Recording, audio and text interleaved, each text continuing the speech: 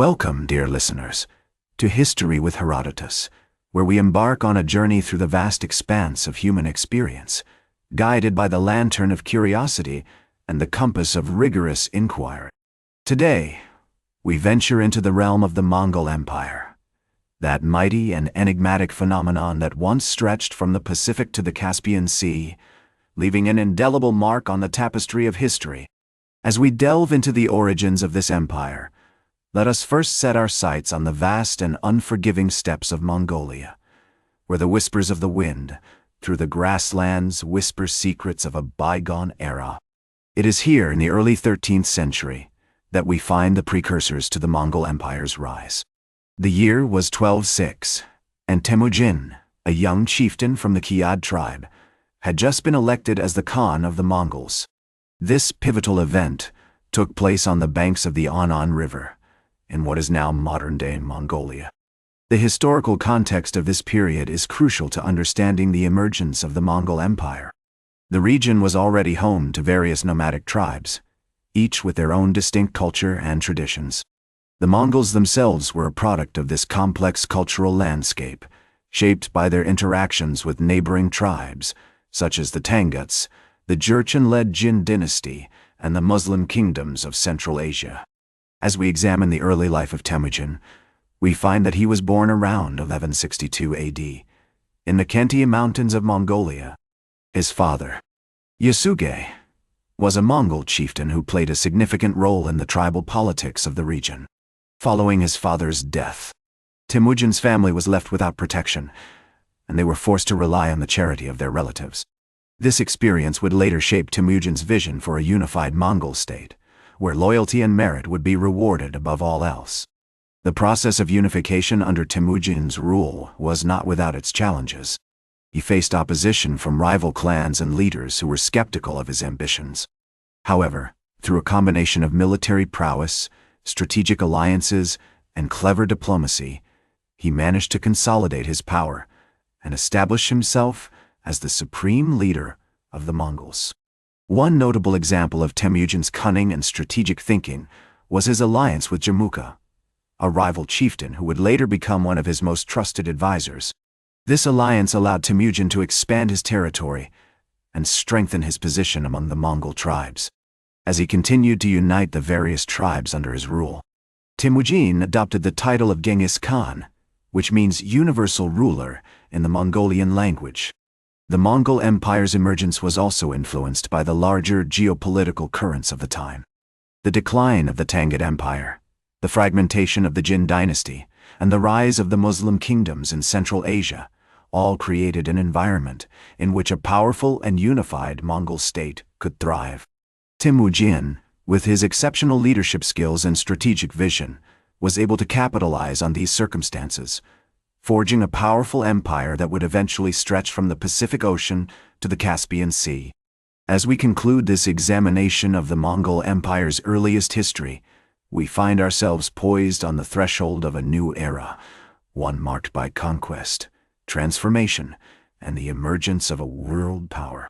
The winds of change are blowing across the steppes, carrying with them the whispers of a greatness. And so, dear listeners, let us proceed to the next chapter in our narrative, as we explore the epoch-making events that will propel the Mongol Empire to its zenith, leaving an indelible mark on the annals of human history. The stage is set for the rise of a legendary leader, one who will unite the warring tribes, conquer vast territories, and create an empire that will be remembered for centuries to come. Welcome back to History with Herodotus, where we continue our journey through the vast expanse of human experience, guided by the lantern of curiosity and the compass of rigorous inquiry. As we left off in our previous segment, the Mongol Empire was poised on the threshold of greatness, with Temujin, now known as Genghis Khan, at its helm. As we delve into this new era, we find ourselves in the midst of a maelstrom of conquest and transformation. The year is 1211, and Genghis Khan has set his sights on the Tangut Empire, a powerful and ancient state that controlled much of northwest China. The Mongol army, with its lightning-fast cavalry and innovative tactics, proved to be a formidable force, sweeping across the Tangut territories and incorporating them into the growing empire. One notable example of Genghis Khan's military genius was his campaign against the Jin dynasty, which ruled over northern China. In 1213, he launched a series of campaigns against the Jin, using his mobility and intelligence gathering to outmaneuver their armies.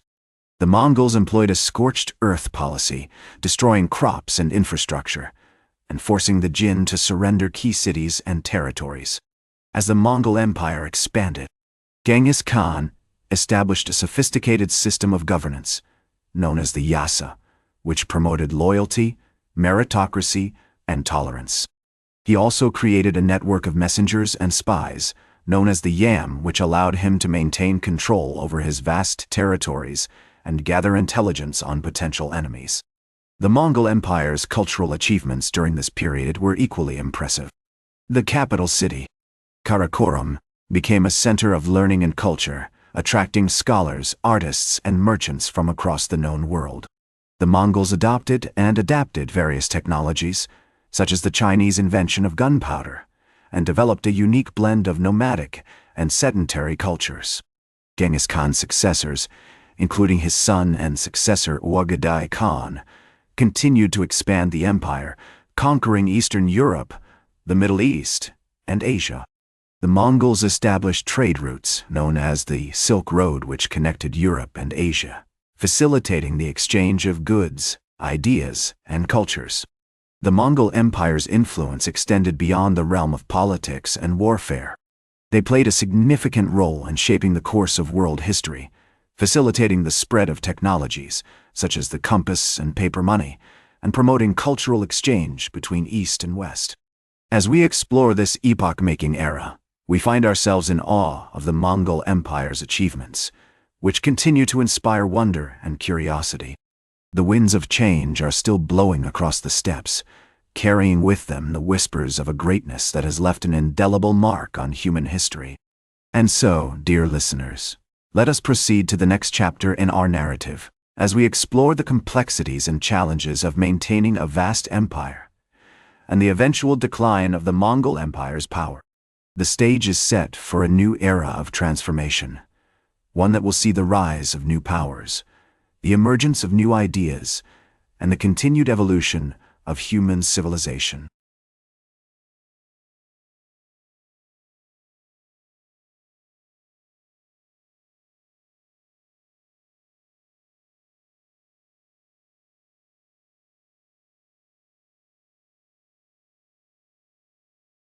Welcome back to History with Herodotus, where we continue our journey through the vast expanse of human experience, guided by the lantern of curiosity and the compass of rigorous inquiry.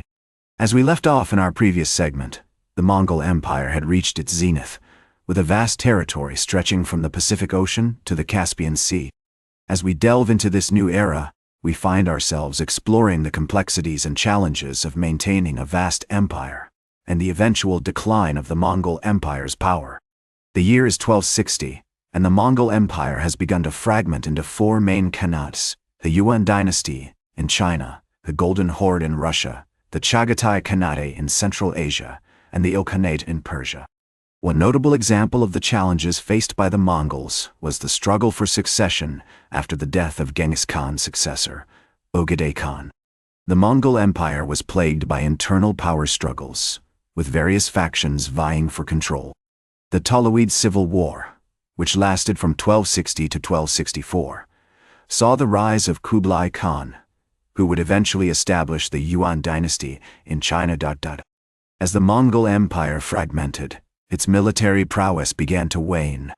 The Mongols faced challenges from external enemies, such as the Mamluks in Egypt and the Ming dynasty in China. In 1368, the Ming dynasty overthrew the Yuan dynasty, marking the end of Mongol rule in China. Despite its decline, the Mongol Empire's legacy continued to shape world history. The Silk Road, which connected Europe and Asia, remained a vital trade route, facilitating the exchange of goods, ideas, and cultures.